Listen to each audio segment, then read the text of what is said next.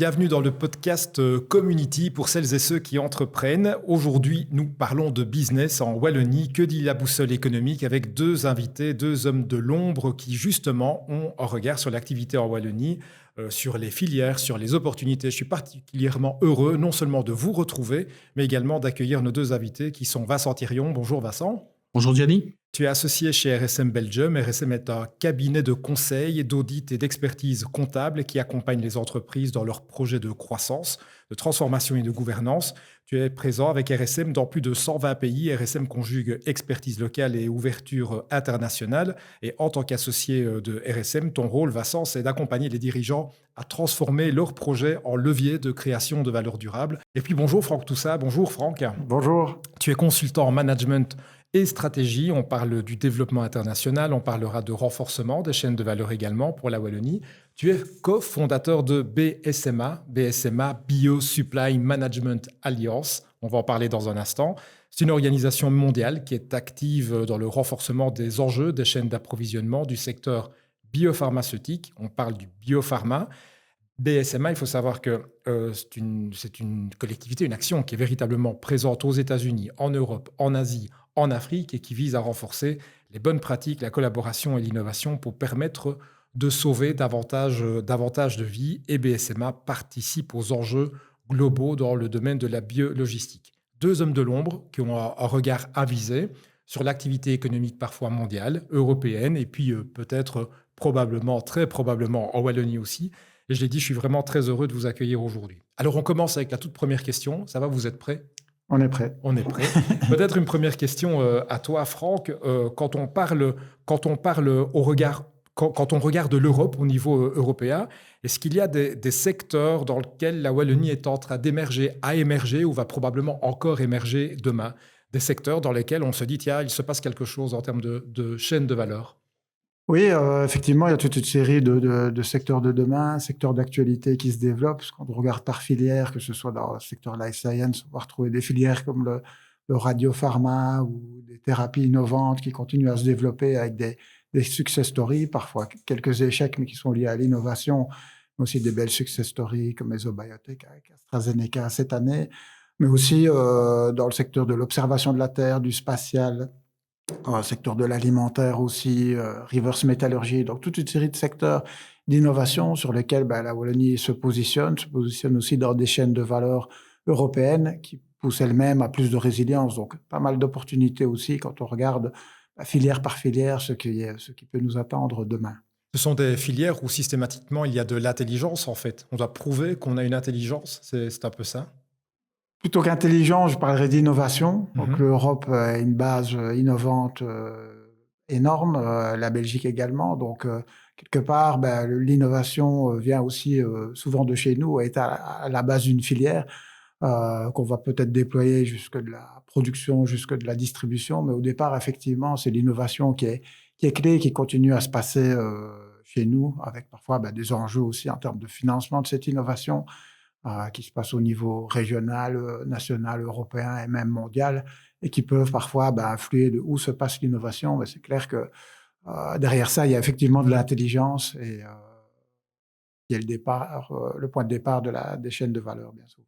Vincent, quand on parle de chaîne de valeur, l'innovation et l'intelligence, ce sont des thèmes centraux qui vont te permettre également d'identifier certaines filières ou en tout cas une dynamique autour de certains axes. Bien entendu, pour moi, la Belgique est un terrain de jeu important. La Wallonie est là pour innover, de se développer et aller au-delà de ses frontières très rapidement, parce que notre territoire est petit.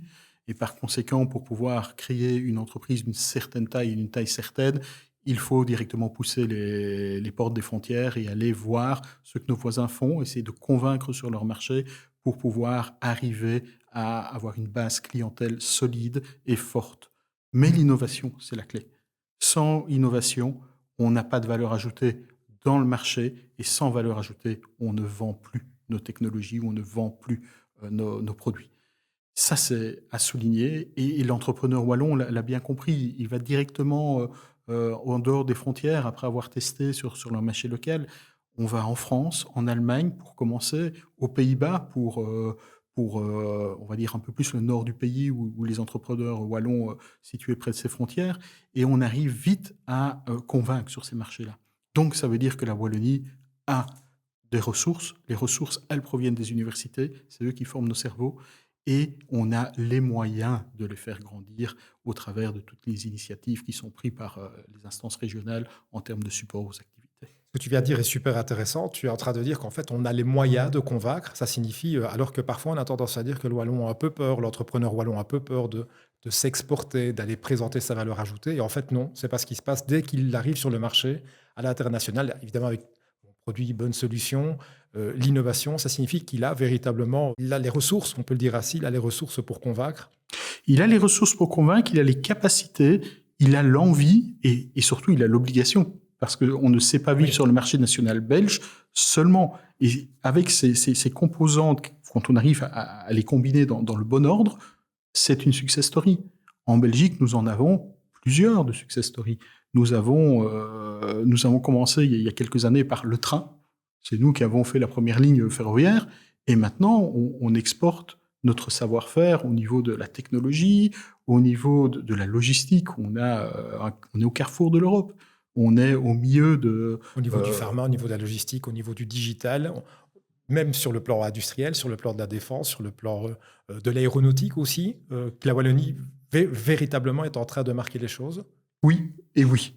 On est là, on est dans le marché, on le fait progresser, on en apporte des solutions innovantes, on ose et normalement, ça devrait se transformer dans les années prochaines en succès commerciaux. Là, on a identifié des filières, l'air de rien, de l'aéronautique, on vient de les citer, le digital, le pharma, la logistique. Franck, tu es à l'origine de BSMA Europe. Donc, vraiment créer une chaîne de valeur autour de la biologistique en Europe. Là, il y avait une place à prendre. Tu peux nous en dire mais deux mots sur cette place à prendre, sur l'objectif de BSMA et sur les objectifs qui seront également poursuivis demain. Oui, bah, tout part aussi d'un besoin et de constatation, du besoin de plus collaborer, de plus échanger, d'échanger des bonnes pratiques et avec une finalité qui était de sauver davantage de vies et de patients, animant aussi toute une série de groupes de travail, autour de la thématique. On s'est dit qu'il y avait un besoin de créer une association mondiale, en la matière et dès lors, bah, cette thématique qui prenait de l'ampleur, bah, s'est structurée autour de filières en organisant des événements, des workshops, toute une série d'éléments. Et on a vu au fur et à mesure des années, bah, le besoin grandissant C'est ça. Vous avez de ces démarré à enjeux. combien? On est, on a démarré à 2 personnes, mais on a plusieurs centaines de membres aussi qui sont actifs. Et là, aujourd'hui, Mais c'est BSMA, c'est surtout combien de participants?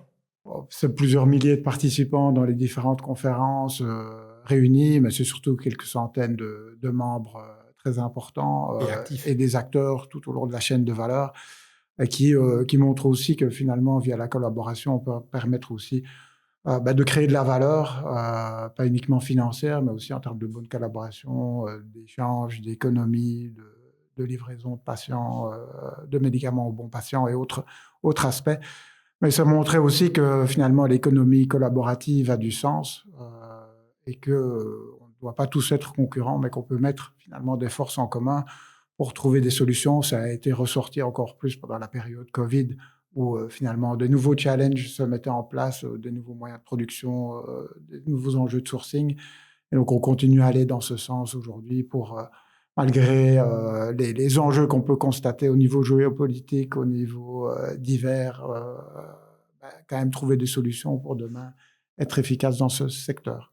Il y a justement, donc on parle de la biologistique, on parle du biopharma, sauver des vies, comment les acteurs collaborent, comment les acteurs justement créent une chaîne de valeur qui finalement s'est développée en Belgique ces 15 dernières années, si je ne me trompe pas. Le développement a quand même été rapide autour de la logistique, de la biologistique.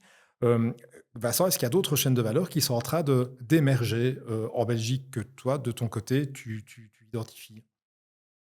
Des chaînes de valeur, oui, mais j'identifie surtout des pépites. Et les pépites sont localisées autour des lieux d'investissement. C'est-à-dire, si on prend la biologie, ben, le parc scientifique ou le parc d'activités de Gosselies a été dédié sur le scientifique. Quand vous allez visiter ce parc d'activités, vous vous rendez compte qu'il y a énormément de sociétés actives dans la biologie et dans la recherche clinique et autres. À Louvain-la-Neuve, c'est la même chose. À Liège, autour de l'aéroport, vous avez des centaines d'entreprises logistiques qui sont là.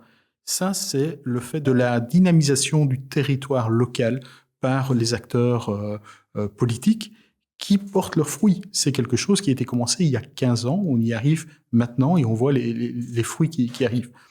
Alors, le monde de demain, on le dit technologique, on a Odoo qui est un fleuron, on a iCare qui est également dans la région montoise, qui prend vraiment une place, qui est innovant et qui a apporté des solutions pour permettre d'améliorer l'efficacité des process. Et tout ça, quand on met ces écosystèmes ensemble, quand on regarde les acteurs qui gravitent autour de ces écosystèmes, on se rend compte qu'on a créé quelque chose en Wallonie. Alors la Wallonie, ça a la taille que ça a, c'est ni la France, c'est ni l'Allemagne, mais on est innovant, on est passionné et on a les bonnes ressources aux bons endroits et les entrepreneurs qui osent et qui prennent des risques. Ça signifie qu'aujourd'hui, on parvient à jouer sur un côté levier, en fait, on peut le dire ainsi. Alors les leviers, oui, on les a, on joue avec. Parfois ils sont favorables, parfois ils sont défavorables, et surtout ça dépend un peu du climat international qui est drivé par les choix de chacun des pays. Et dans ce contexte, ne pas être présent dans les plus grands pays est un problème pour les entreprises qui veulent être innovantes et qui veulent être présentes à l'international. Et là, on doit y être. On doit y être physiquement, on doit avoir une présence et se faire reconnaître dans ces pays. Pourquoi ? Parce que c'est les marchés de demain. Le marché n'est plus juste le marché belge, on doit s'ouvrir à l'étranger et au-delà de nos frontières pour pouvoir croître. Parce que le marché intérieur wallon n'est pas suffisant. Donc c'est une énorme opportunité pour tous les entrepreneurs, cette obligation de directement devoir sortir de leurs frontières.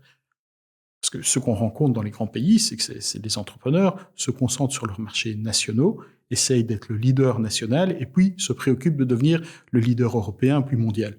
Nous, on n'a pas le choix. On doit devenir leader européen ou mondial directement.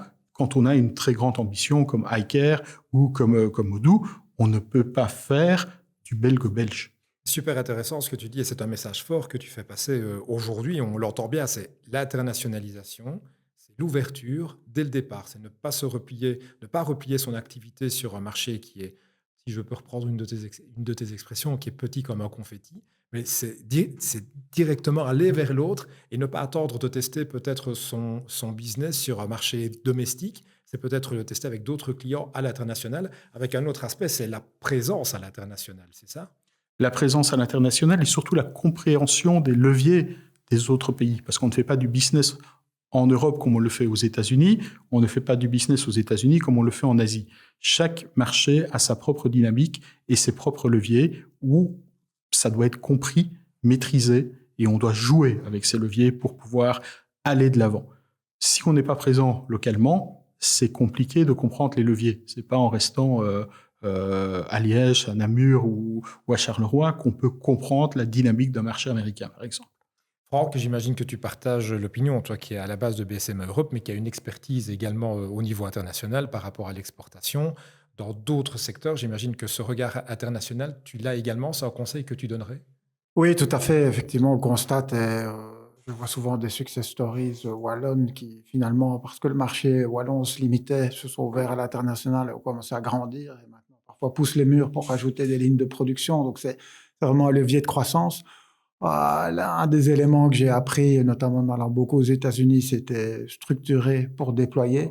C'est aussi construire ces chaînes de valeur. Donc, il faut en parallèle imaginer les marchés qu'on peut avoir et se structurer pour aller les conquérir. Pas uniquement commercialement, mais demain pouvoir aussi répondre à la demande si elle s'ouvre de manière importante. Donc, c'est aussi repenser sa chaîne de valeur en termes d'approvisionnement, en termes de production. Est-ce que je produis et j'expédie? Est-ce que je mets un site sur place? Est-ce que je trouve un partenaire? Comment je vais construire ma logistique pour satisfaire les clients? Quel va être mon service après-vente? Quels sont les contrats que je déploie? Et donc vraiment bien concevoir le tout, mais en général, notre produit est bon, mais il faut aussi réfléchir justement à cet aspect business demain et comment on doit le construire et pouvoir aussi bien mesurer les ressources nécessaires pour y arriver. Le monde est devant nous. On peut parfois avoir cette tendance à regarder le marché local par un réflexe géographique, là où les Français pensent généralement marché français naturellement, où l'Américain va penser marché américain naturellement, nous on va peut-être être plus régional, mais effectivement, il faut avoir cette ambition de la croissance et de nouveau se structurer pour déployer. Alors, il y a déjà deux, trois choses dans ce que vous dites, parce qu'on a parlé intelligence, innovation, c'est un premier aspect. Il y a un deuxième aspect, on a identifié ces filières, on a parlé de biologistique, la biologie, le médical, on a parlé du digital, on a parlé de l'aéronautique, on a parlé des biotech. Et donc, on voit qu'il y a des secteurs véritablement qui émergent, qui créent de la valeur, qui parfois créent aussi de l'emploi, ou souvent même créent de l'emploi. Puis il y a cet aspect international, et derrière cet aspect international, tous les deux, vous venez avec un élément essentiel, c'est s'organiser en fait. Donc c'est s'organiser, être sur place et s'organiser. Et ça, c'est véritablement un message que tu veux faire passer, Franck, aujourd'hui. Oui, tout à fait. Il faut s'organiser, planifier les choses et ne pas se limiter dans l'ambition, mais ne pas non plus se voiler la face, donc vraiment préparer au mieux les choses. Il y a toute une série d'aides possibles. Si on est en région Wallonne, il y a l'AWEX et toute une série de partenaires qui sont là pour aider et localement et internationalement. Donc l'ambition pour une région comme la Wallonie est toujours de grandir parce que son marché est effectivement à demi-confetti. Quand je suis aux États-Unis, j'explique que c'est la size of Maryland. Donc j'essaie de le mettre sur une carte pour expliquer finalement à quoi ça ressemble. Mais à côté, quand on montre le triangle d'or entre Amsterdam, Paris, Francfort, Londres à côté, Là, on comprend. on comprend aussi qu'on est dans une zone très riche. Et quand on montre l'innovation qui vient de Belgique, de Wallonie, on se dit tout ça dans ce petit territoire, ce confetti créatif tel qu'on l'a, quoi. Et toi, Vincent, tu as des difficultés à présenter la Wallonie, à dire ça se passe là, c'est là que ça se passe? Non, moi je dirais même plutôt que je suis fier d'être wallon. Et quand je vais à Paris rencontrer mes collègues sur Paris, je me rends compte que je leur apporte plus de valeur ajoutée en référence client que ce que eux m'envoient, ce qui n'est pas normal. Moi, j'ai un demi-confetti, comme tu prends l'expression, et eux, ils ont une page A3. Donc, comment est-ce que j'arrive à faire mieux qu'eux? C'est parce qu'on est interconnecté en Wallonie, c'est un marché véritablement ouvert. Tu penses que c'est un élément qui joue? Non, je pense que c'est simplement une démarche. On va vers les autres, Oui. on va les écouter, on comprend leurs besoins et on essaye d'apporter une réponse à valeur ajoutée. La valeur ajoutée, pour moi, c'est la clé. C'est ce que le marché est prêt à payer. Si on est passe-plat, ça ne fonctionne plus. Si on n'apporte pas une valeur ajoutée à tout ce que l'on fait, en étant innovant, flexible et qualitatif, parce qu'on a peut-être oublié un mot essentiel, l'innovation qualitative, ça doit fonctionner. Donc qualitatif, c'est important. Donc tous les programmes qui, moi, visent à innover et à renforcer la qualité du produit. C'est vrai que si je peux Franck? rebondir là-dessus. Oui, bien sûr. En même temps, c'est la question que je voulais vous poser, c'est sur la problématique et sur le conseil que vous voulez donner. Et le conseil est déjà donné par Vincent, c'est de venir avec cette valeur ajoutée et trouver systématiquement une solution à un problème qu'on nous présente. Et tu veux réagir. Oui, tout à fait. Ben, moi, un point que j'évoque souvent, c'est réfléchissez à tous les éléments de création de valeur en dehors du produit. Qu'est-ce que vous créez comme valeur pour le client, que ce soit dans la perception, mais que ce soit aussi dans le fait de livrer à temps, dans la qualité, dans le service après-vente. À certaines sociétés que je vois qui étaient à prix égal avec leurs concurrents, se sont diversifiés en offrant une visibilité sur les stocks, en gérant au mieux les flux industriels avec leurs clients. C'est la valeur dont parlait Vincent. Et donc C'est un vraiment exemple de réfléchir, on valeur. doit avoir une trentaine de points de création de valeur. Et à l'inverse, parfois je montre une image d'une tasse Starbucks, sachant que le prix de revient est de 10%. Et malheureusement, les 90% restent. C'est la valeur perçue que Mais Starbucks c'est une valeur. Mais c'est une valeur. nous a transmis. Et donc, in fine, c'est réfléchir à la valeur que l'on peut créer autour du produit. Oui. Et ça peut être variable aussi en fonction des marchés. Chacun va le percevoir de manière différente. Donc, il faut pouvoir s'adapter. Mais pour rebondir sur l'exemple Starbucks, c'est une tasse, quoi. Il y a juste un logo, donc il y a une image qui est associée, et cette image associe la personne qui la porte lui permet de refléter quelque chose qui est en lui, c'est-à-dire qu'il a envie de s'associer à cette image. Et Starbucks l'a très bien compris, tous ces points de vente sont conçus pour que les consommateurs fassent partie du mobilier du point de vente. Et ça fonctionne. Il n'y a jamais eu autant de ventes de Starbucks aux États-Unis, en Europe, et ça fonctionne. Mm. Donc l'image que reflète un produit, et là on va arriver sur la valeur de l'IP, donc l'intelligence, la propriété intellectuelle, donc que ce soit une marque, que ce soit un savoir-faire, que ce soit autre chose, c'est ce qui donne la valeur du produit. Et en Europe, on est le leader de la mode. Si on pense Fashion Week, Paris, Milan, on est là. C'est pas ici qu'on produit, malheureusement, mais c'est ici qu'on design, c'est ici que l'on met les choses en place pour rayonner dans le monde. Et si je prends, continuons sur l'Italie, prenons le secteur automobile, une des plus belles voitures, ce sont les voitures italiennes. Et c'est reconnu dans le monde entier. Une voiture jolie mais résistante, on va plutôt se tourner vers l'Allemagne. Tout ça, ce sont des éléments forts que l'on a depuis longtemps, qu'on a cultivés, qu'on a mis en avant, et on doit rebâtir une industrie sur ces valeurs-là. Qualité, image. Voilà les recettes de l'histoire, les recettes de la valeur, et on peut justement appliquer ces recettes à d'autres secteurs justement pour continuer à industrialiser, réindustrialiser, en tout cas ce qui doit l'être. Ça passe vite, je ne sais pas si vous vous en rendez compte, mais ça passe super vite, on est déjà à la fin, on est déjà à la fin de ce podcast, et il y a une petite tradition dans Community le podcast, c'est qu'il y a des cartes faites pour les entrepreneurs. Je vais vous proposer de tirer au sort une, deux cartes. On va voir un peu le temps qu'il nous reste et de poser la question à votre interlocuteur du jour. Et c'est Vincent qui commence avec la première question à Franck. Alors Franck, si tu devais lancer un nouveau projet demain, dans quel secteur te dirigerais-tu et pourquoi? Ah, Franck, fourmi toujours d'idées. Euh, Ce serait plutôt dans tous les domaines liés à l'intelligence artificielle qui est en train de prendre une ampleur incommensurable. Dans toute une série de domaines, je pense que demain, on peut faire progresser. Il y a évidemment toute une série de risques, mais on peut faire progresser pas mal de secteurs. Et donc, ce serait très certainement dans ce secteur-ci que ce soit pour optimiser des process, pour optimiser la façon de fonctionner, pour réduire des problèmes aujourd'hui non résolus. Probablement qu'il y a encore pas mal d'opportunités à saisir là-dedans. Quand Franck dit ça, il y a déjà une idée derrière la tête, c'est ça? On suit quelques projets, mais pas spécialement les miens. Une carte pour Franck.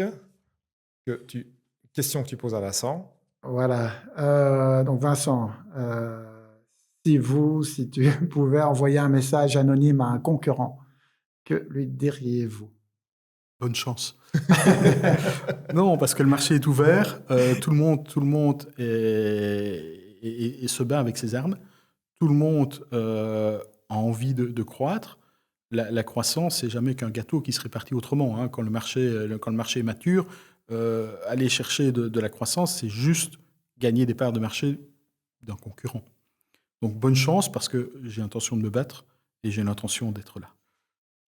Une autre question de Vincent pour Franck. C'est là qu'on voit aussi la détermination des entrepreneurs. Alors Franck, quelle est la plus grande leçon que tu as apprise grâce à tes clients? Euh, c'est pas simple. Bon, ça fait le lien avec ce que je disais tout à l'heure. Vraiment aussi structuré pour déployer. Peut-être une autre leçon aussi, c'est que l'humain est au centre. Peu importe la digitalisation, peu importe ce qu'on met en place, les équipes qui font la différence, l'engagement, et que parfois un projet, une vie d'un projet peut évoluer, et entre celui qui est mis en place et celui qui va aboutir, il y aura tout un parcours. Et c'est souvent l'humain qui va faire la différence. Donc, de par mes expériences, j'ai vu que des équipes fortes, soudées, des équipes structurées, arrivaient à passer au travers de différentes étapes. Et donc, c'était une belle leçon de vie apprise par certains clients. Et la dernière question pour Vincent. Celle que tu cachais. Voilà, celle que je cachais, on va dire ça.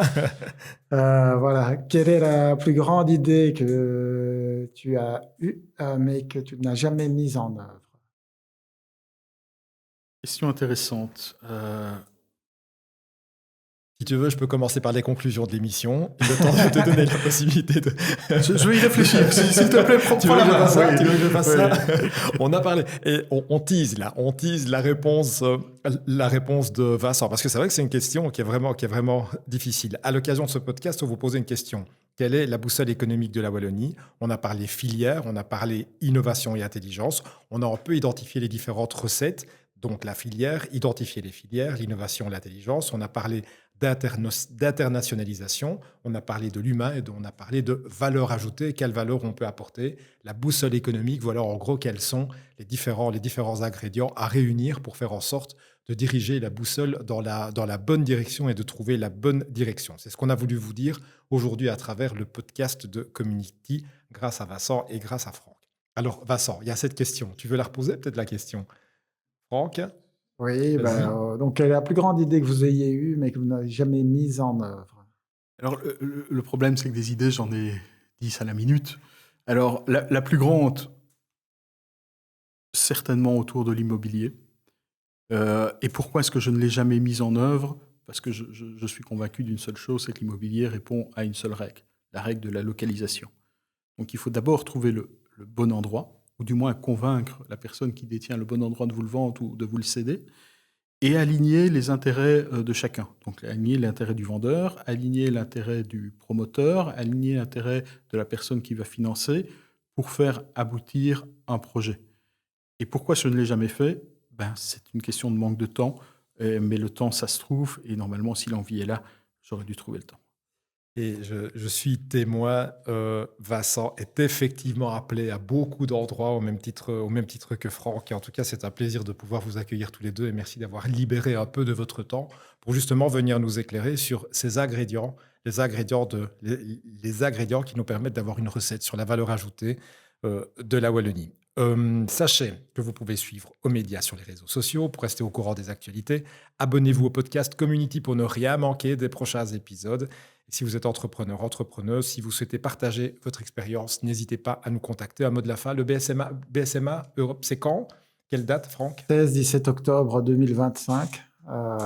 Et pour ceux qui suivront par la suite, 15-16 octobre 2026. Donc on a 1 an et demi devant nous pour les personnes qui peuvent nous joindre, plus un événement en mars aux États-Unis et un en Inde en février. Le site, plus d'infos?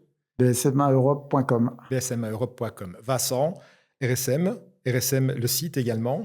Alors rsm.be, voilà. C'est assez facile. rsm.be pour toutes les recherches d'auditeurs notamment, et avec une activité qui se développe dans le monde entier, il faut le dire aussi, autour de RSM Belgium, parce que qui dit RSM Belgium signifie qu'il y a RSM dans d'autres pays. RSM Global, notre bureau à Londres, et puis on est présent dans 120 et quelques pays, j'ai arrêté de les compter, pour pouvoir servir de manière transversale et globale tous nos clients. 2 hommes qui parcourent le monde et qui ont accepté de faire une halte aujourd'hui dans le studio Community pour le podcast. Merci à tous les deux et à très vite pour le prochain podcast Community. Merci. Merci Yannick.